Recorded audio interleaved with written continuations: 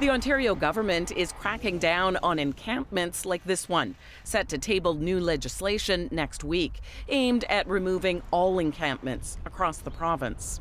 Premier Doug Ford wrote a letter to a dozen Ontario mayors concerned about tents in parks, telling them enough is enough. Among the changes he says his government will bring in, more money to create more capacity in shelters, prohibiting the use of illicit drugs in public, and stiffer penalties for people who deliberately and continually break the law.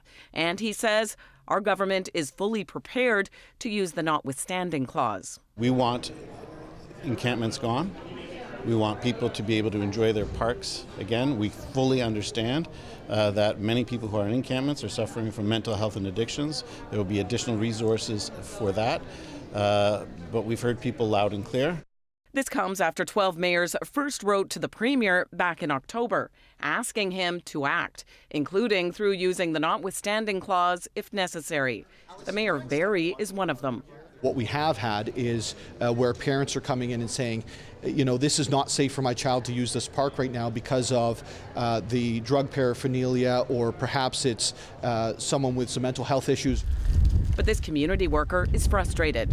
We are catering to a handful of people to essentially criminalize and take away some of the charter rights of people who are marginalized and unhoused. And make sure you tell the Premier also says he doesn't believe the government will need to use the notwithstanding clause, overriding the Charter of Rights and Freedoms.